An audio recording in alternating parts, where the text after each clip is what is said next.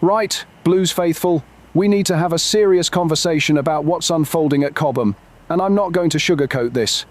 The injury situation at Chelsea has taken another worrying turn, and it's starting to feel like we're caught in a vicious cycle that we simply can't escape. Let's get straight to it.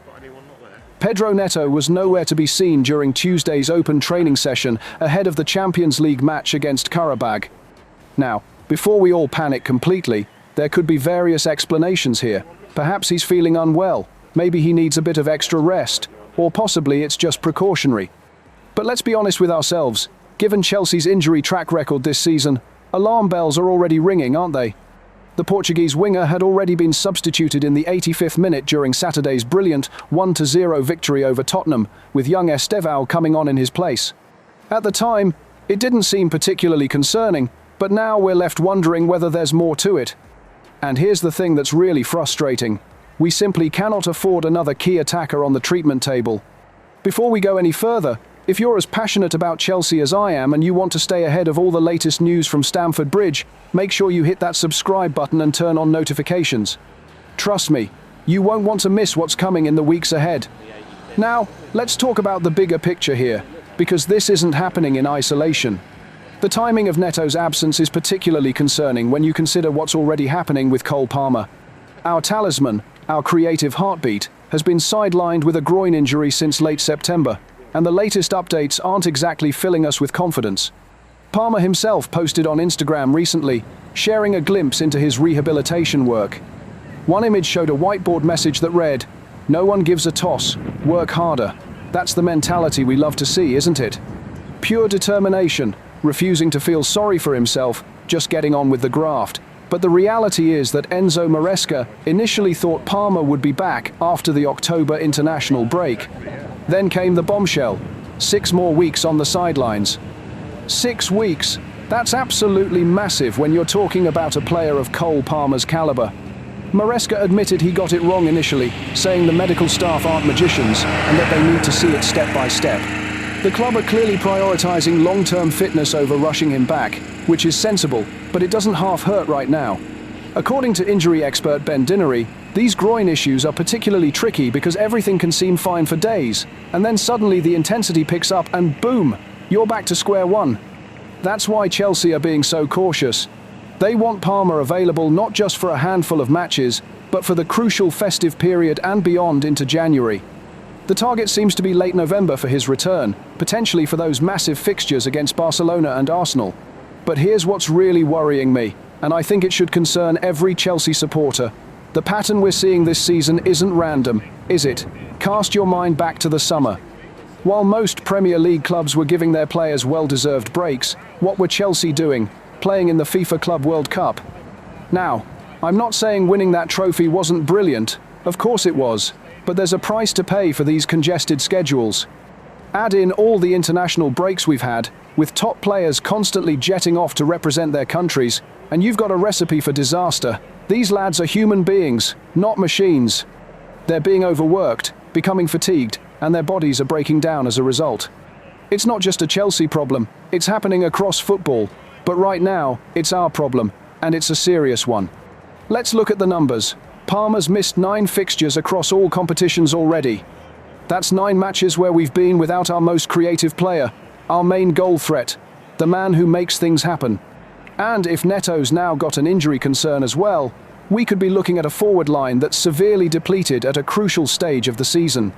Now, there is some good news in the middle of all this worry. Maresca confirmed that Enzo Fernandez and Moises Caicedo are both fit and available, despite playing through some minor knocks recently.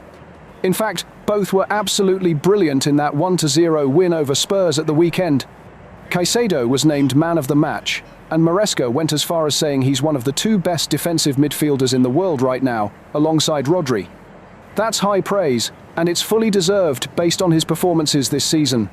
Fernandez himself praised Caicedo after the match, calling him a machine for his relentless display. The Argentine created 4 chances in that game whilst contributing defensively, showing exactly why he's such a vital part of this Chelsea side. Having these 2 fit and firing is absolutely crucial, especially with so many injury concerns elsewhere.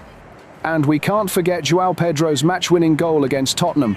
The Brazilian finally ended his goal drought, scoring the only goal of the game in the 34th minute after brilliant work from Caicedo. Pedro could have had a hat-trick that day. He had 5 shots on target but was denied by some excellent goalkeeping from Guglielmo Vicario. After the match, Pedro showed his team-first mentality, saying, "I always want to help the team with goals and assists, but first I need to play well.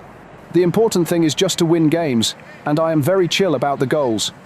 Maresca has been rotating the squad heavily, making 10 changes for games against Wolves and Tottenham, trying to manage the workload and keep players fresh. It's a delicate balancing act. Rest players too much and they lose rhythm, play them too much and they break down. And it's not just the attackers, is it? Levi Colwill is in the early stages of recovery from a serious knee injury. The defensive solidity we need is being compromised as well. Every area of the pitch is feeling the strain. The frustrating thing is that Chelsea had been getting on top of their injury problems. For a while there, things were looking much better, but in the last couple of months, it's all come crashing back down. The ghosts of injury crises past are haunting us once again. What makes this particularly gutting is the form we're in when we've got a full squad available.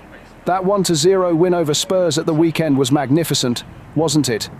Controlled, professional, exactly what we needed. We're up to 7th in the Premier League, we're into the Carabag Cup quarter-finals, and we've won our last 2 Champions League matches after that opening defeat to Bayern Munich. The potential is clearly there. When this Chelsea side clicks, when we've got our best players fit and firing, we can compete with anyone. But we can't show what we're capable of if half the squad's in the treatment room, can we? Looking ahead to the Champions League clash with Carabag on Wednesday night, this is a match we should be winning comfortably.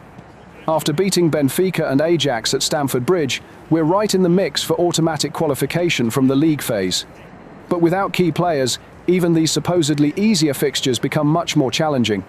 Maresca will need to shuffle the pack once again, find solutions from elsewhere in the squad.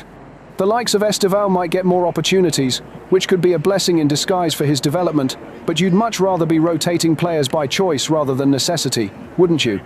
The hope is that Neto's absence is nothing serious, that he'll be available for selection soon. We're keeping everything crossed for positive news. As for Palmer, the target seems to be late November for his return, potentially for those massive fixtures against Barcelona and Arsenal. Imagine having him back for that run of games. It could transform our entire season. But until then, Chelsea need to dig deep, show the character and resilience that's been bred into this club for decades. Other players need to step up and fill the void. This is where squad depth really matters, where the talented youngsters we've invested in need to prove their worth. Players like João Pedro need to maintain the momentum from that Tottenham goal. Caicedo and Fernandes need to keep dominating the midfield, and our defensive unit needs to stay solid. What's your take on all this, Blues fans? Are you worried about the mounting injury list, or do you have faith in the squad to cope? Let me know your thoughts in the comments below. And remember, hit that subscribe button to stay updated with all the latest Chelsea news. We're all in this together, through thick and thin. Come on, Chelsea!